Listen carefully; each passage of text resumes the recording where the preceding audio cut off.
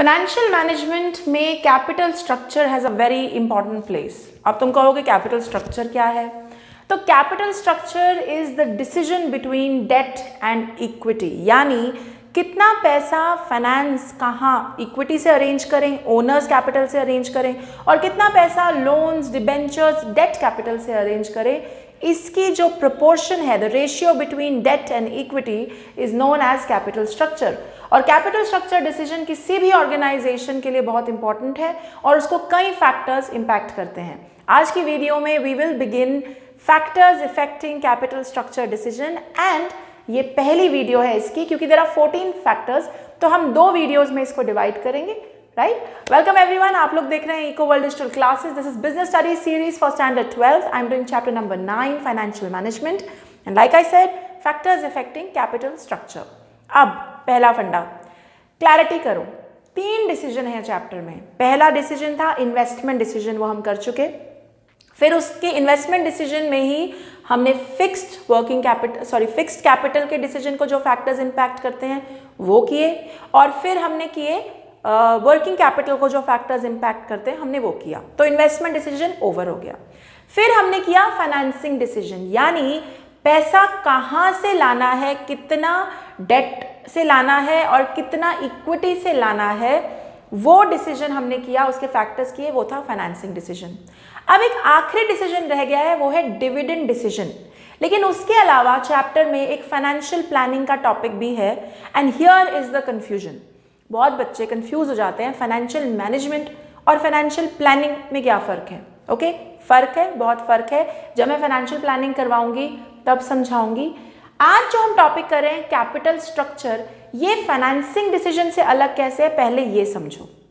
Financing decision is just about understanding पैसा कौन से सोर्स से अरेंज करना है, इक्विटी से अरेंज करना है या डेट से अरेंज करना है। It's just about that. जबकि कैपिटल स्ट्रक्चर इज अबाउट कि चलो अब तुमने मान लो डिसाइड कर लिया कि हम इक्विटी भी यूज कर लेंगे, डेट भी यूज कर लेंगे, तो कैपिटल स्ट्रक्चर डिसीजन ये बताएगा कितनी इक्विटी और कितना debt. I hope you are understanding. जब पैसा तुम्हें अरेंज करना है तो पहला तो यही डिसीजन है ना कि क्या हम बोरोड फंड्स यूज करें या हम ओनर्स फंड यूज करें, यानी इक्विटी यूज करें या डेट यूज करें। ये जो डिसीजन है ये है फाइनेंसिंग डिसीजन। एक बार तुमने डिसाइड कर लिया कि चलो हमको लगता है कि यार हम इक्विटी भी ले लेते हैं, डेट भी ले लेते हैं, अब बात आई कैपिटल स्ट्रक्चर की, यानी अगर डेट भी लेना है, इक्विटी भी लेना है, तो कितना डेट लेना है और कितना इक्विटी लेना है, the amount, the proportion, the ratio between debt and equity, that is capital structure. इसलिए कैपिटल स्ट्रक्चर की डेफिनेशन है, it is the ratio between debt and equity in the capital structure या in the financial aspect of an organisation. Okay, clear है? दोनों का फर्क clear है? तो तुम कह सकते हो कि ये टॉपिक कहीं ना कहीं फाइनेंसिंग डिसीजन से रिलेटेड है, लेकिन एग्जाम में बहुत क्लियरली अलग पूछेंगे, what are the factors affecting capital structure. इसका ध्यान रखना खास। ऐसे ही फाइनेंशियल प्लानिंग एक अलग टॉपिक है, वील डू इट लाइक जब हम वीडियोस कंटिन्यू करेंगे उसमें अलग से करेंगे, and then I will explain the difference between financial management and financial planning. Okay, cool, so let's begin. 14 factors हैं, 14 आज की वीडियो में सिर्फ करेंगे 7। पहला तो यानी जब किसी कंपनी को ये डिसाइड करना है कि कितना डेट कितना इक्विटी लें, सबसे पहला फैक्टर जो देखना है वो है cash flow. You know what is cash flow, कितना कैश रेगुलरली आ रहा है, कम आता है, ज्यादा आता है। Size of cash flow must be looked at, यानी कम है कैश फ्लो, ज्यादा है, that has to be looked eight.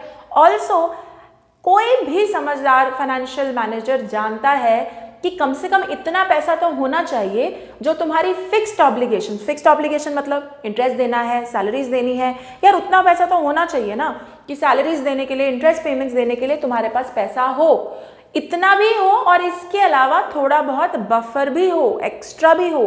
कल को कोई इन्वेस्टमेंट अपॉर्चुनिटी आ जाए, कुछ एक्स्ट्रा पैसा देना पड़ जाए, तो कैश फ्लो को देखना जरूरी है, और ये इंश्योर करना जरूरी है कि जो बेसिक फिक्स्ड ऑब्लिगेशंस हैं वो कवर कर पाए, और उसके अलावा जो एक्स्ट्रा बफर पेमेंट्स हैं उनका भी ध्यान कर पाए। अगर सबको कवर करता है तो बढ़िया है, तो आप डेट की तरफ बढ़ सकते हैं, लोन वगैरह ले सकते हैं, क्योंकि आपको कैश फ्लो की चिंता नहीं है। Clear? Okay, second point, very important point. Interest coverage ratio ICR। अब ये क्या वाला है मैं तुम्हें समझाती हूँ। तुम लोन लोगे, तुम्हें उस पर इंटरेस्ट देना पड़ेगा, ठीक। तो तुम्हारी बिजनेस की अर्निंग्स कितनी है, क्या वो तुम्हारी इंटरेस्ट ऑब्लिगेशन को कवर कर पाएंगी। मान लो तुम एक महीने में 50,000 कमाते हो और तुम्हारी इंटरेस्ट ऑब्लिगेशन है 10,000, मतलब तुम्हें 10,000 इंटरेस्ट में देना पड़ेगा। तो बढ़िया है, तुम कमा रहे हो 5 गुना ज्यादा, you are earning 50,000, your earnings are 50,000 and your interest is just 10,000। So बहुत बढ़िया है। The number, so what is ICR? ICR is the number of times the earnings of a business can cover its interest obligation। कितना गुना तुम earn कर रहे हो जो तुम अपना इंटरेस्ट ऑब्लिगेशन कवर कर सको। यानी अगर तुम्हारी इंटरेस्ट ऑब्लिगेशन 10 है और तुम्हारी अर्निंग 50 है तो तुम 5 टाइम्स, तुम इतना पैसा कमा रहे हो कि तुम 5 टाइम्स अपनी इंटरेस्ट ऑब्लिगेशन को कवर कर सकते हो। यानी मस्त हो तुम, टेंशन ही नहीं है। तो ICR की डेफिनेशन क्या है? It is the number of times the earnings of an organization can cover interest obligation of an organization। Obviously अगर ICR हाई है, जैसा कि मेरे एग्जाम्पल में था, 10 का इंटरेस्ट है, 50 की अर्निंग है, यानी मेरी अर्निंग 5 टाइम्स इंटरेस्ट को कवर कर सकती है, इतना पैसा मैं कमा रही हूं। तो अगर ICR का रेशियो हाई आता है तो company is in a great situation, you can go for debt, क्योंकि डेट के साथ हमेशा कंसीडरेशन है कि इंटरेस्ट पेमेंट कर पाओगे कि नहीं। अगर पिछले इंटरेस्ट को कवर करने के लिए तुम्हारे पास बहुत पैसे हैं तो अगला इंटरेस्ट और ले लो, कोई टेंशन नहीं, उठा लो एक और जिम्मेवारी, कोई प्रॉब्लम नहीं। ICR का फॉर्मूला है EBIT अपॉन इंटरेस्ट पेमेंट्स, यानी earning before interest and tax. Interest और टैक्स देने से पहले जो आपकी अर्निंग्स है upon interest obligation, that's the formula, इससे निकाला जाता है। एक यहां पे ध्यान रखने की जरूरत है, कंपनी में EBIT हाई हो सकता है, earning before interest and tax high हो सकता है, लेकिन कैश लो हो सकता है। अब ये क्या फंडा है कि EBIT हाई है? EBIT होता है earning before interest and tax. तुमने अभी इंटरेस्ट और टैक्स नहीं दिया, ऑन पेपर तुम्हारी इतनी अर्निंग है, on paper books of accounts में, लेकिन उनमें से कितनी अर्निंग कैश में कन्वर्ट हुई है ये बात क्लियर नहीं है। कई बार कंपनीज का प्रॉफिट किताबों में बहुत अच्छा है लेकिन वो कैश में उनके पास आता नहीं है, दे डोंट हैव लिक्विडिटी। समझ रहे हो ना, 7 लाख का मेरा प्रॉफिट है बट मेरे डेटर्स ने मेरे को अभी तक पैसे ही नहीं वापस दिए। अब 7 लाख मुझे मिलने चाहिए, मिले मुझे 2 ही लाख, तो मेरा EBIT हाई है, 7 लाख दिख रहा है, but my cash is low because I have just been able to get 2 lakhs। So sometimes this can happen कि आपका EBIT हाई हो लेकिन कैश बैलेंस लो हो। क्लियर है? तीसरा है डेट सर्विस कवरेज रेशियो। तो जहां ICR डेफिशिएंट है, जहां ICR में कमी पड़ जाती है, DSCR उसको कवर कर लेता है। आई will explain how. ICR only talks about interest coverage.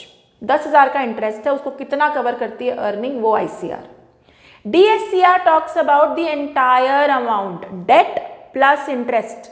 तो मान लो तुमने लोन लिया था 10 लाख का और इंटरेस्ट ऑब्लिगेशन है 1 लाख की, तो ICR का रेशियो सिर्फ 1 लाख को देख रहा है कि यार 1 लाख कवर करने की अपनी औकात है कि नहीं, लेकिन DSCR देख रहा है 11 लाख को, 10 लाख भी और 1 लाख भी, पूरा डेट भी और उसका इंटरेस्ट भी, कि क्या अपनी इतनी औकात है कि हम ये 11 लाख कवर कर पाएंगे।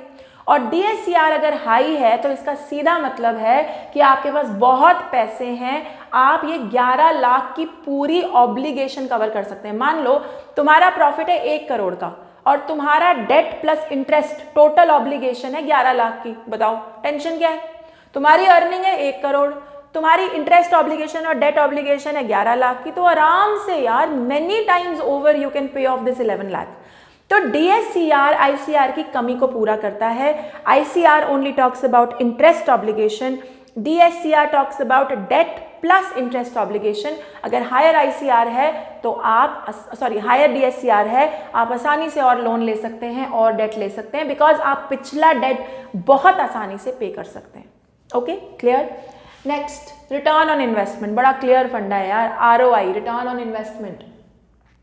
अगर आपका रिटर्न ऑन इन्वेस्टमेंट हाई है, यानी आपको दिख रहा है कि आपने जो भी पैसे लगाए उस पर आपका रिटर्न बढ़िया है, तो आप और डेट एम्प्लॉय कर सकते हैं। इस बात पे ध्यान दीजिए। अगर आपका रिटर्न ऑन इन्वेस्टमेंट अच्छा है, आपने जो पैसे लगाए हैं उस पर आपको क्विकली जल्दी से रिटर्न मिलते हैं, तो आप और डेट अपने स्ट्रक्चर में ले सकते हैं। अगर आप अपने स्ट्रक्चर में और डेट लेते हैं तो तो आपको ट्रेडिंग ऑन इक्विटी का फायदा मिलता है। What is trading on equity? Trading on equity means कि जब भी कंपनी अपने कैपिटल स्ट्रक्चर में डेट एम्प्लॉय करती है यानी लोन लेती है, तो कुछ ऐसा होता है जिसकी वजह से अर्निंग पर शेयर बढ़ जाती है। अब ये कुछ ऐसा क्या होता है, ये जब मैं ट्रेडिंग ऑन इक्विटी का वीडियो करूंगी, न्यूमेरिकल से समझाऊंगी, तब तुम्हें क्लैरिफाई होगा। बट फिलहाल के लिए ये समझो कि trading on equity is the benefit that a company gets when they employ debt in their capital structure. जब डेट को अपने कैपिटल स्ट्रक्चर में लेते हैं तो अर्निंग पर शेयर बढ़ जाती है, उसको बोलते हैं ट्रेडिंग ऑन इक्विटी। तो अगर तुम्हारा रिटर्न ऑन इन्वेस्टमेंट अच्छा है, तुम्हें पैसे क्विकली मिलते हैं, तो तुम डेट ज़्यादा से ज़्यादा लोन ले सकते हो, तुम्हें ट्रेडिंग ऑन इक्विटी का फायदा होगा और तुम्हारी अर्निंग पर शेयर बढ़ेगी। लेकिन अगर तुम्हारी रिटर्न ऑन इन्वेस्टमेंट अच्छी नहीं है, तुम्हारे कैश फ्लोज अच्छे नहीं है, तो तुम ज़्यादा लोन नहीं ले सकते, तो तुम ट्रेडिंग ऑन इक्विटी का अर्निंग पर शेयर बढ़ाने का फायदा नहीं ले सकते। ये ट्रेडिंग ऑन इक्विटी जब समझ में आ जाएगा तब ये पॉइंट एकदम घर कर जाएगा। Okay, next point is cost of debt. अगर कंपनी की एबिलिटी है, अगर कंपनी जानती है कि सस्ते से सस्ते इंटरेस्ट रेट पे लोन कैसे उठाना है, यानी अगर कॉस्ट ऑफ डेट वो कम रखना मैनेज कर पाती है, बढ़िया है, then you can employ more and more debt in your capital structure. ये सारे पॉइंट्स ना इस पॉइंट ऑफ व्यू से है कि क्या ज़्यादा डेट ले सकते हैं कि नहीं ले सकते। तो सब पॉइंटों में यही बात करनी है कि ज़्यादा डेट ले सकते हैं कि नहीं ले सकते। अगर आपने सस्ते दामों पे डेट आप अरेंज कर पाते हैं, यानी कम इंटरेस्ट रेट पे डेट अरेंज कर पाते हैं, तो आप ज़्यादा से ज़्यादा डेट ले सकते हैं। Okay, next tax rate, very important. अगर कंट्री में टैक्स रेट चल रहा है हाई, तो लोन लेना आपके लिए है फायदेमंद। क्यों? Let me explain. जब भी हम लोन लेते हैं किसी भी फॉर्म का, हमें उस पर इंटरेस्ट देना होता है और interest is a deductible expense. Let me explain this. Look at this example, board पे दिख रहा है। आपकी earning before interest and tax है 6 लाख रुपए। मान लो तुमने कोई लोन लिया ही नहीं, तुमने 0 लोन लिया, तो तुम्हें 6 लाख पर ही टैक्स देना पड़ेगा 30% का। वो कितना होगा? 1,80,000 का तुम्हें टैक्स देना पड़ेगा अगर तुमने कोई लोन नहीं लिया।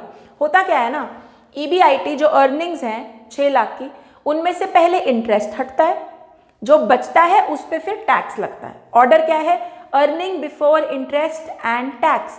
तो अर्निंग में से पहले इंटरेस्ट ऑब्लिगेशन निकालते हैं, फिर जो बचता है उस पर टैक्स लगा के फिर फाइनली उस हिसाब से काम होता है।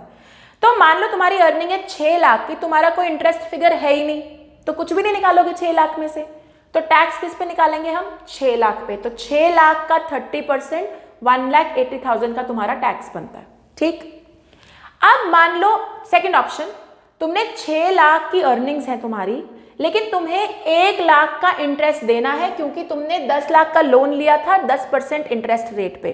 तो 10 लाख का 10% कितना हुआ? 1 लाख। ठीक, तो 6 लाख में से पहले 1 लाख निकालेंगे, इंटरेस्ट निकालेंगे। पहले मैंने कहा ना EBIT, पहले इंटरेस्ट निकालो। तो 6 लाख में से 1 लाख इंटरेस्ट निकाला, कितना बचा? 5 लाख। अब टैक्स किस पे लगेगा? 5 लाख पे। अब टैक्स कितना बना?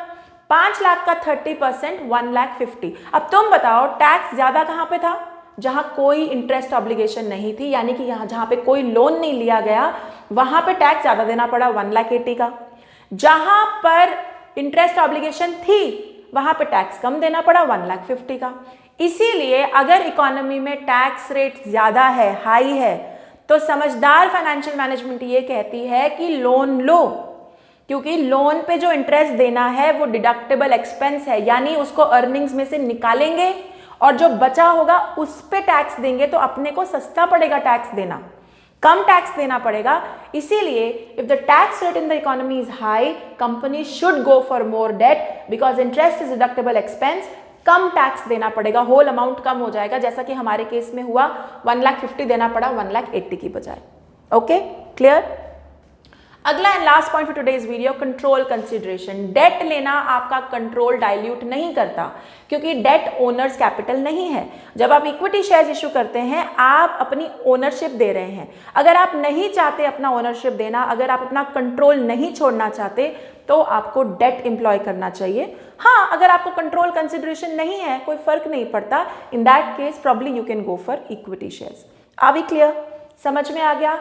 7 पॉइंट्स आज किए हैं, इनमें ICR, DSCR और टैक्स रेट वाला पॉइंट बहुत इंपॉर्टेंट है। आई होप आपको क्लियर है। अगर इस पर कोई डाउट है you can ask me in the class, और जो यूट्यूब पे देख रहे हैं वो लोग मुझे कमेंट बॉक्स में कमेंट करके पूछ सकते हैं। I will always respond. अगर आप लोग मुझे यूट्यूब पे देख रहे हैं तो लाइक शेयर सब्सक्राइब कमेंट करना बिल्कुल मत भूलिएगा। Till then take care, bye bye.